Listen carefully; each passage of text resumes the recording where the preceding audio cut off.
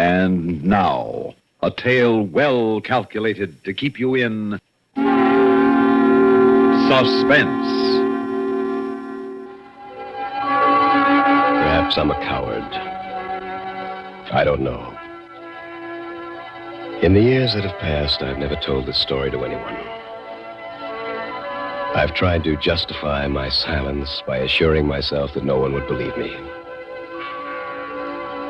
But sometimes I feel the guilt.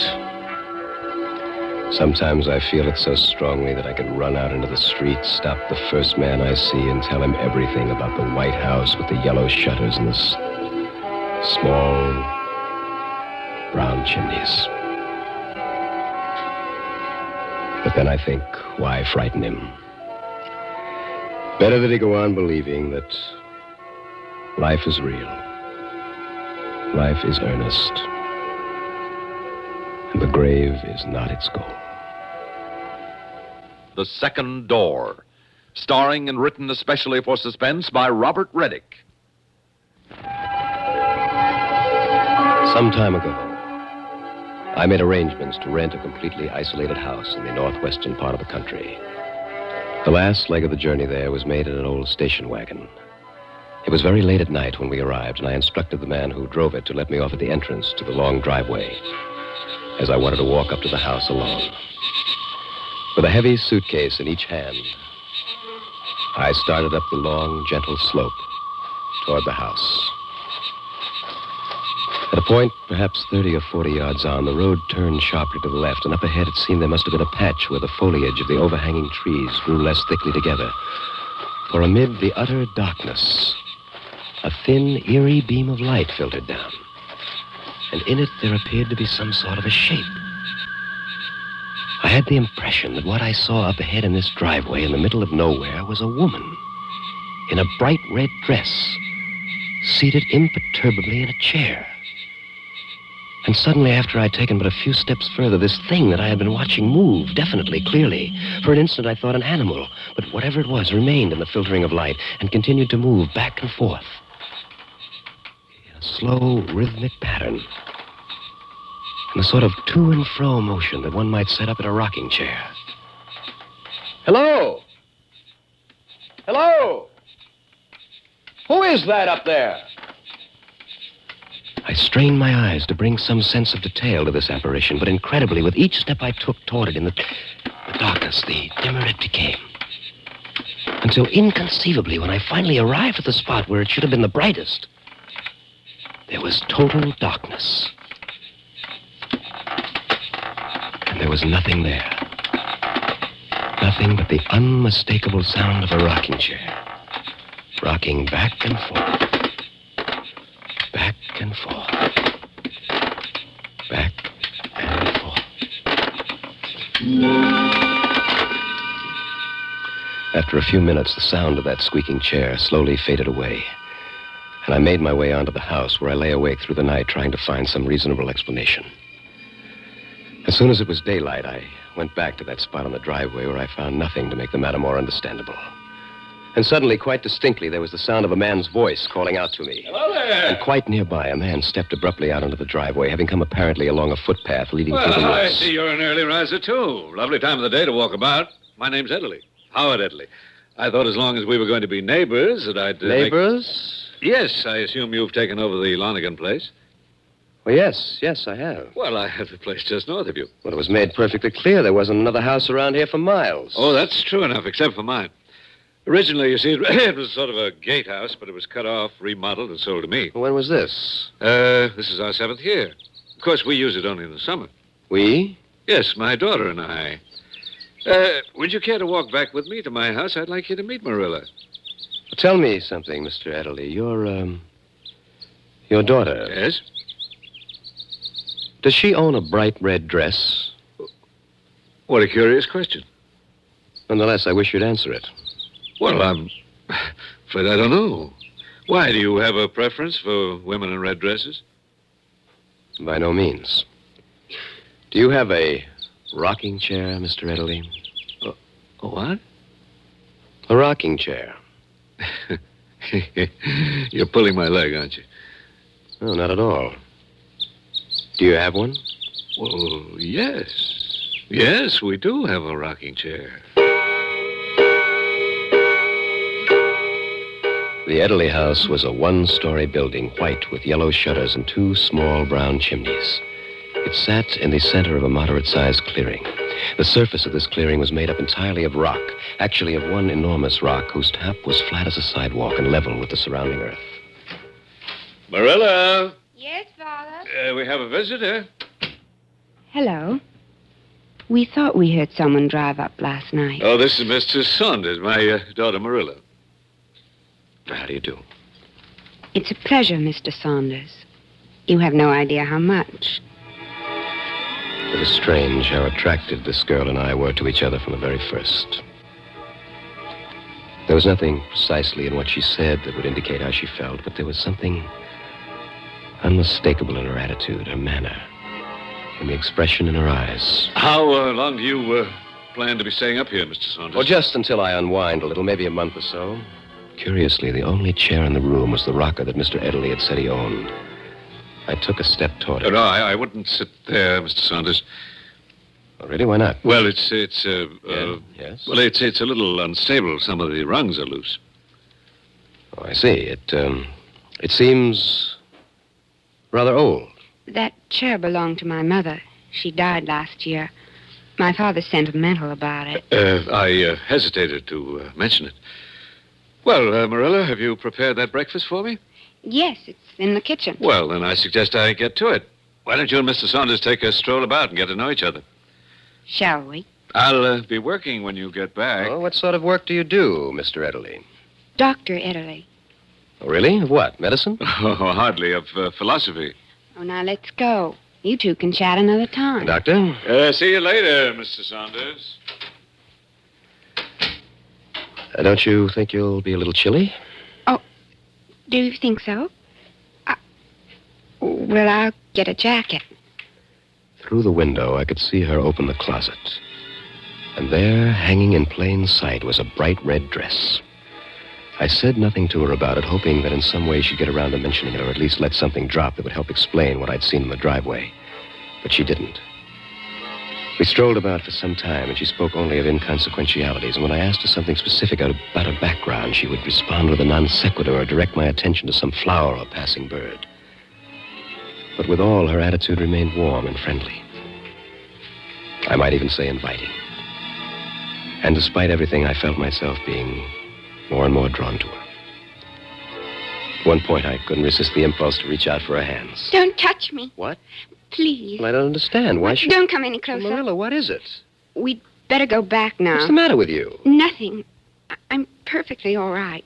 Well, I tried to take hold of your hand. You backed away from me as if I were a serpent. Why? Please, Well, why did you do that? You looked absolutely I terrified. can't explain. Can't explain? Why can't you I explain? mean, I don't know why I did What, that. are you afraid of me? No. Well, then give me your hand. Why won't you give Leave me me your hand? alone, will you? What? Please, just leave me alone. She suddenly turned and started to run down the path, and at that exact moment, from a distance, we heard a voice calling out, screaming out, rather, as if in anguish. The path branched off just ahead, and I ran quickly in the direction of the scream. It was only a short distance to the point where the path came out of the woods, and I found myself on the cleared land that surrounded the Lonigan house. And there was no one there. Like the previous night when I'd heard the sound of the rocking chair coming out of nowhere, there was now only this agonizing scream for help. Again and again.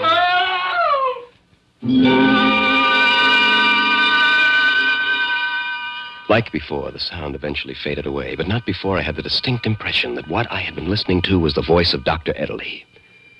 I started back toward his house, but this time circuitously. To make certain that I wasn't seen, I approached from the rear of the house. And keeping low, I scurried up to a partly open window. Marilla and Dr. Edley were inside.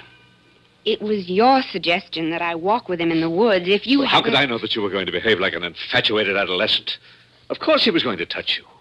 Batting your eyes, talking in whispers. What kind of behavior is that? I did no Of course you such did. thing. It was outright flirtation. And then running. Imagine that, running.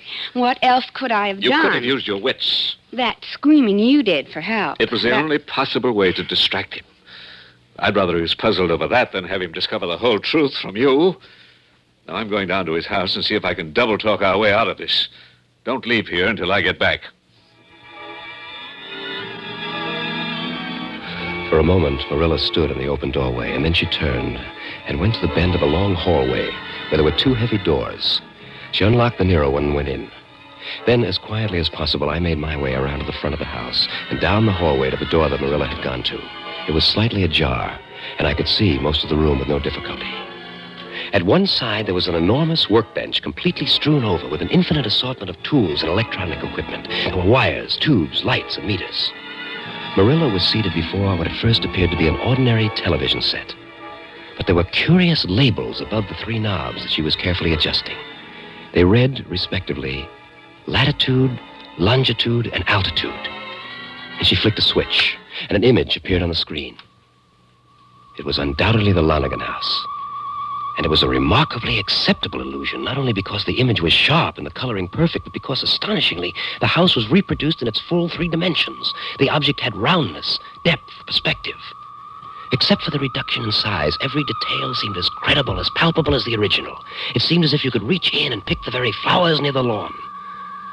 I stood for a time watching this, fascinated by it, until Dr. Ederle came into view, crossing the lawn, approaching the porch. Oh, Mr. Saunders!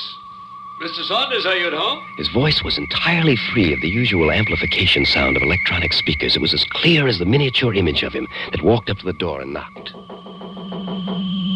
And getting no answer, he went back toward the woods.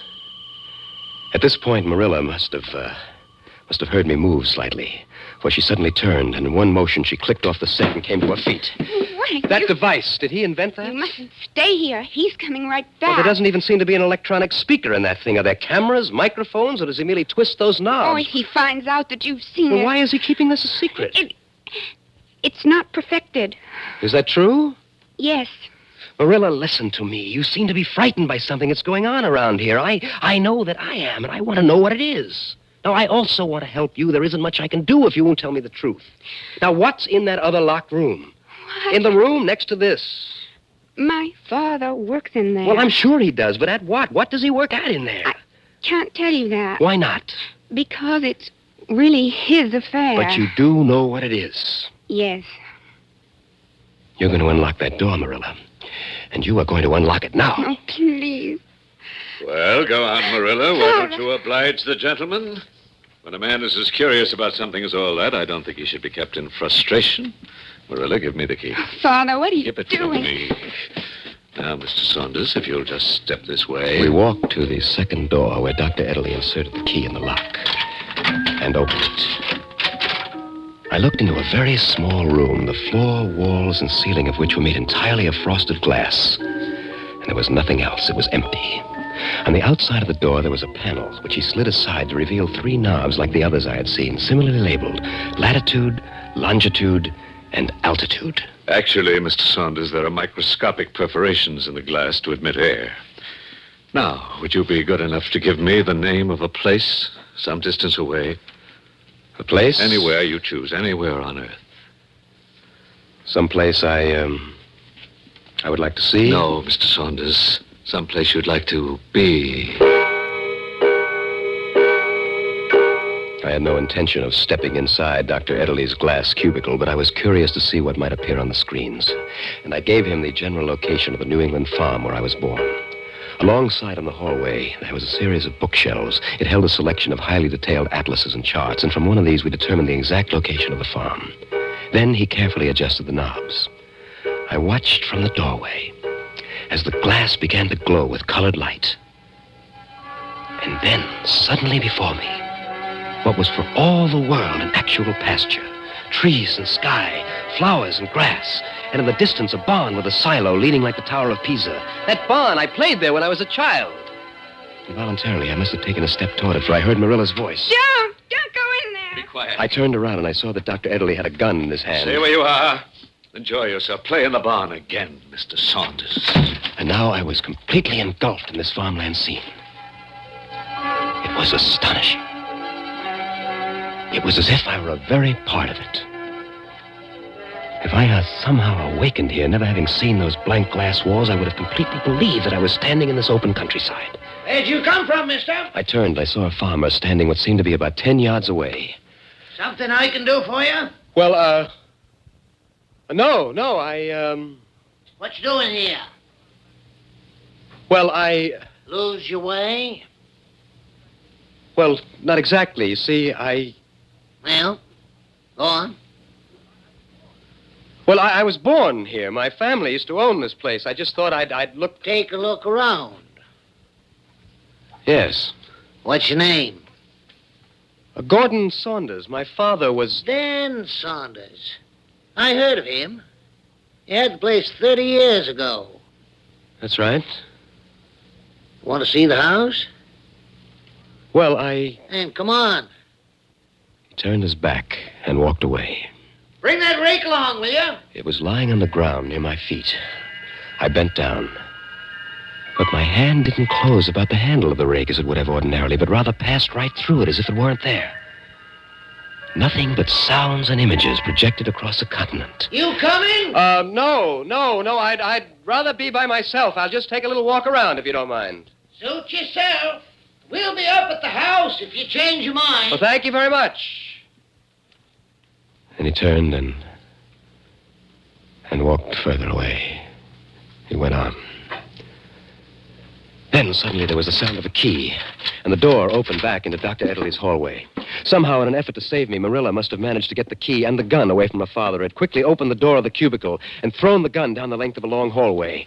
As I came out, she was grappling with him to keep him from reaching it. Before I'd taken 2 steps toward them, he'd broken loose and was running for the gun.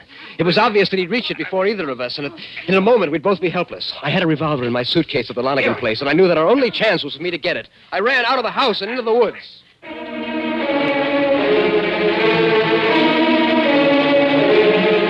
I got the gun and rushed back with it toward their house. I stopped just short of the clearing. I walked carefully to the edge. The white house with the yellow shutters and the 2 small brown chimneys was no more. It had vanished completely. Not a trace of it. I walked down into the clearing, bewildered, shocked, hardly able to accept the evidence of my senses. How do you know, Mr. Saunders, that all of life is not an illusion? I didn't even bother to turn or look about, for I knew I'd see nothing. Can you hear me, Marilla? Yes, I can hear you. I can see you. Are you all right? She's perfectly all right. The house was never really here, was it? I'm afraid not. Nor were you. That walk we took in the woods, Marilla? Like your visit with the farmer. And it was you in the red dress? Yes. I'm sorry. I was doing some experiments. There was a short circuit, and the image appeared in the driveway. And when I tried to touch your hand, Marilla, in the woods... She moved away. We were careful that you never actually touched anything connected with us. Ourselves, the rocking chair, even the doors of the house were held or left open for you. The floor? What you felt under your feet was the same flat rock you're standing on now. What you saw was the illusion of floorboards. No, nothing to touch. As yet. As yet? We have 5 senses, haven't we, Mr. Saunders? You were quite beguiled by the use of only 2. Oh, I expect to have no particular difficulties with odors and tastes. But the sense of touch... You'd be interested to know that I've begun my experiments with the sense of touch, Mr. Saunders, and with very encouraging results. I'd considered conducting another experiment now, with you as the subject. With you, and with a bullet from my gun. Oh? But Marilla has pleaded your case. She's convinced me that you're too sensible to tell anyone about all this, that no one would believe you. I don't imagine they would. She's also promised never to try to get in touch with you. And, of course, I have a way of keeping an eye on you, don't I? That house actually does exist somewhere, doesn't it? Yes, but you won't try to find it, will you, Mr. Saunders? And, of course, your name isn't Ederly. I should think not. You know, I've thought of an interesting experiment we might conduct in the place of the one with the bullet. Marilla, I thought that since you've become so fond of our friend that you might want to say your last goodbye with the proper finality, that you might want to say it with a kiss. For a moment or two, there was silence. And then I heard Marilla's voice. very close, almost in a whisper. I've never heard your first name. Would you tell it to me now? It's Gordon. Goodbye, Gordon. And then I felt Marilla's lips on mine, gently. A tender pressure that lingered on my lips for a moment, and then was gone. And now, Mr. Saunders, now that I have given you your life, would you tell me in return if you felt Marilla's kiss? Yes, I did. Clearly, unmistakably. It was in every sense the kiss of a lovely woman. Except... Yes. Except what? that it was cold, Doctor. Cold as death.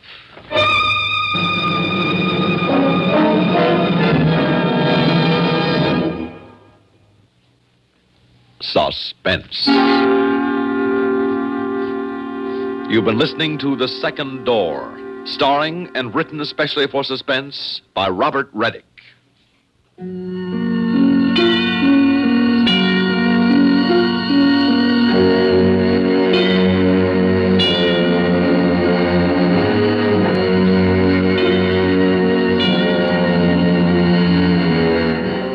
Suspense is produced and directed by Bruno Zerato Jr. Music supervision by Ethel Huber. Sound patterns by Walter Otto. Heard in tonight's story were Barbara Cassar as Marilla, Paul McGrath as Dr. Ederle, and Bob Dryden as the farmer. This is Stuart Metz speaking. Listen again next week when we return with Hide and Seek, written by Bob Corcoran, another tale well calculated to keep you in suspense.